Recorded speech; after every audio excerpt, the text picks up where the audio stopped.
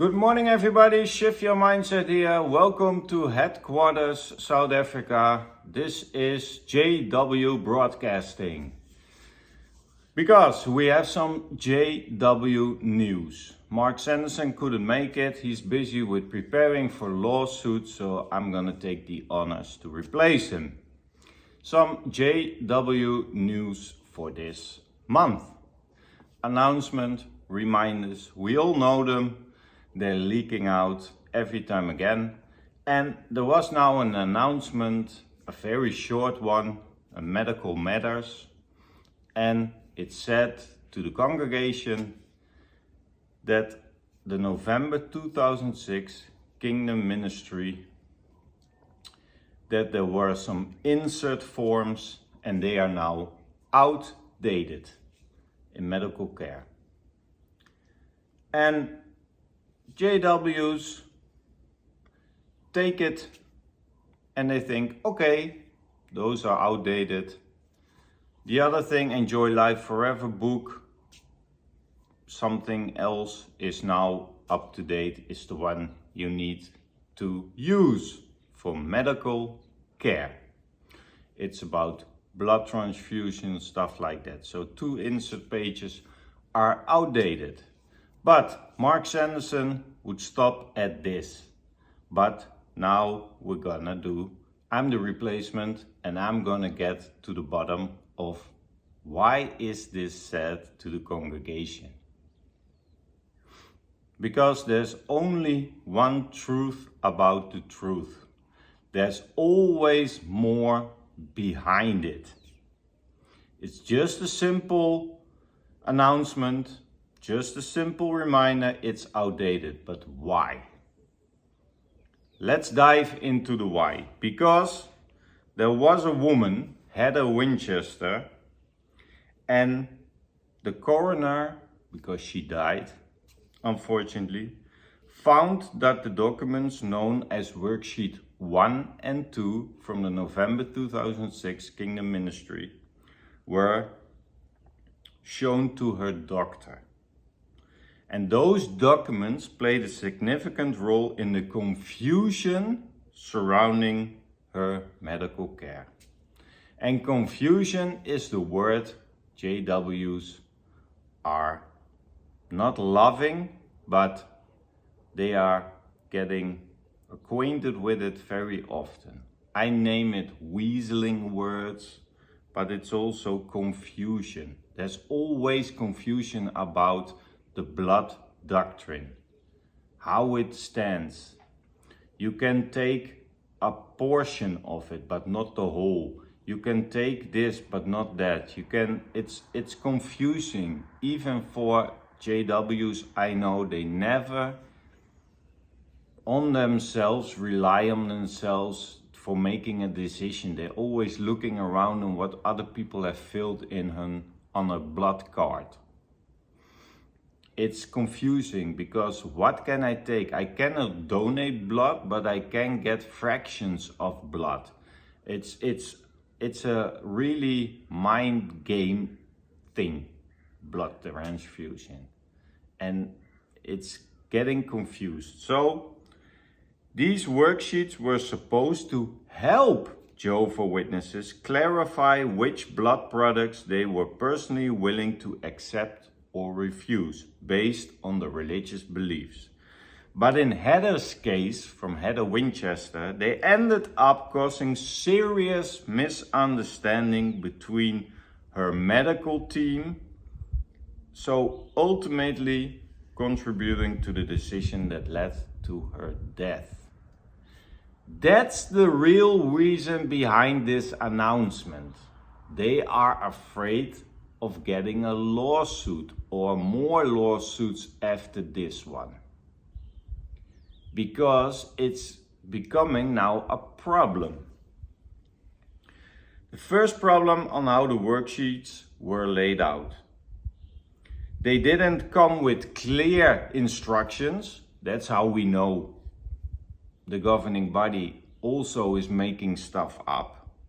The wording was vague. That's how we know the governing body. For example, one column was labeled unacceptable to Christians. But, of course, that's misleading because there are Christians who are taking blood, who accept blood transfusion. So, other parts of that worksheet gave the impression that it was for each person to make up their own choice. Like ticking boxes, I accept, I refuse. But it didn't explain what those treatments actually involved or whether they were available in Australia, where this happened. In fact, one option on the worksheet said hemoglobin, a component of blood, was acceptable. And this led a doctor to believe that Heather would accept a transfusion of red blood cells, because that was the only form of hemoglobin that hospitals could offer at that time. So you already know there's a lot of confusion that the medical team, because it's written by Jehovah's Witnesses, no medical experts or whatever. So how can you put in a document that is about a life and death situation by someone who is not a specialized doctor or isn't written down with a medical team around that, so there's no confusion about things, how things are meant and stuff like that.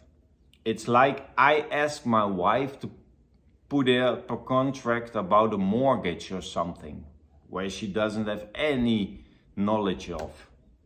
It's waiting for these mistakes to happen. And who are the victims? That are the followers who thinking they're doing the right thing to refuse blood and have that document with them. The second issue that coroner had was that the documents weren't intended for use by doctors at all. They were created in the United States. They were meant to help individuals think through their personal decisions, not to serve as a legal or a medical form. But there was no warning about this on the document themselves. That's how we know the governing body. And had to show them to the doctor during a pre-surgery consultation. Naturally, he took them at face value and recorded her consent based on what she ticked. But this turned out to be different from what her surgeon and others understood from her other paperwork and statements. So, that coroner pointed out that even a well-trained professional, a careful doctor, misunderstood the forms, which shows how unclear and misleading those forms were. Worse, there was no reference to Jehovah's Witnesses anywhere on the worksheets. So medical staff unfamiliar with the religion wouldn't have known the context. And that's why we are here as YouTubers, as former Jehovah's Witnesses. It's all about context. What is the context of that scripture that the governing body is bending in their own advantage? What is the context about what Jesus was telling us? What is the context about? Everything is with context and intention. What is your intention? But they are still clueless. And while the church claimed the worksheets were just for personal reflection, so we're throwing everybody who's using them under the bus because it's only for personal reflection. We're taking our hands off. Once they were handed out, the church couldn't control how followers used them, including handing them over to clinicians.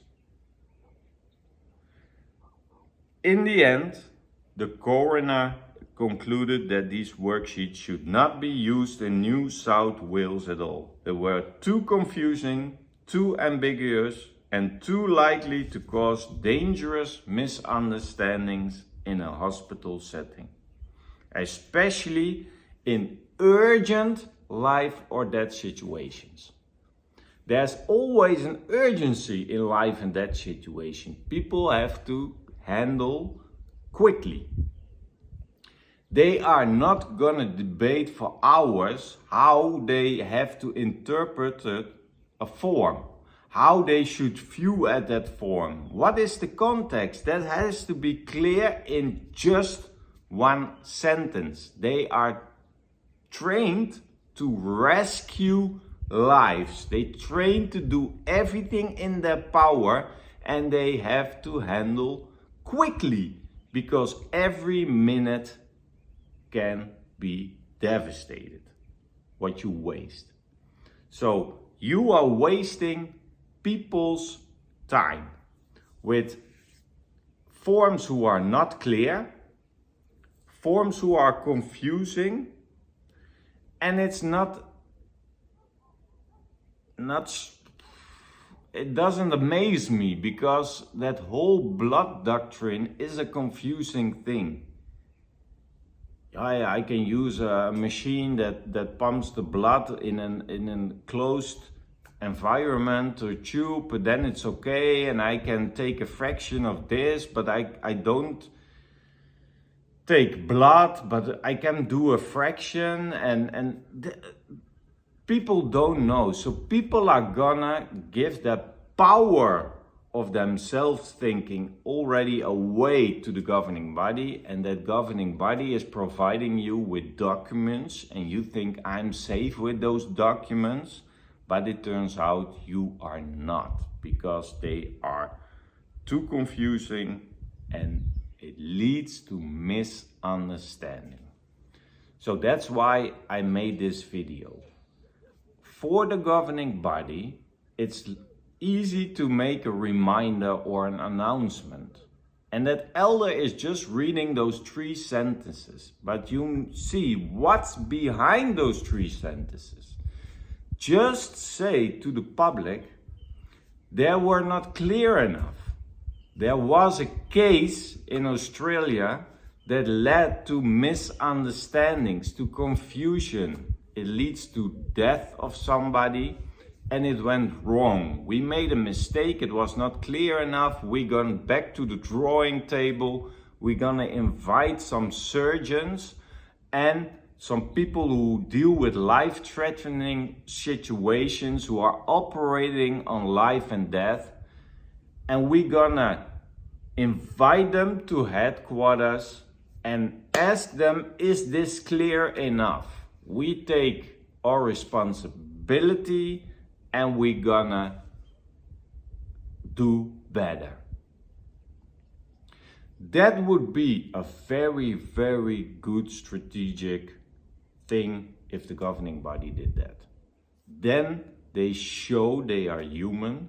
Humans make mistakes, and we learn from those mistakes. I think that the follower base of the Jehovah's Witnesses would be more hardcore believing JWs if the governing body would do that. But they don't do it, so I take over from them on this broadcasting and I say, people, they let you down and they are not sorry.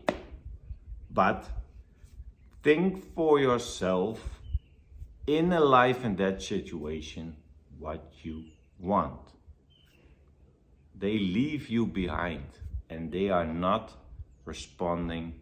They are coming to your rescue. You're all alone with that medical team and you have to make bold decisions. And take good decision. Whatever you choose, choose it because you want that. You believe in that. If it's blood, okay. If it's not blood, also okay. But you have to make your own decision. The other news, we're coming with another Elder Shepherd of the Flock edition. September 2025, we hope to roll it out to the elders because we are in a lot of trouble with the laws, so we have to change the old shepherd of the flock book to new light. In our advantage, of course, so don't be scared. It's all gonna go well, it's all gonna be good, but the revised edition is coming in September 2025 to all your elders, so we can lie even more and more and more to the public. Also, there's gonna be only one watchtower and one awake a year. But please keep donating because we need that money. It's only a joke, guys, but we are going to one awake, one watchtower a year. They're gonna stop the presses and they're going to digital mode. Why? Because then they can change history. Then they can just erase history.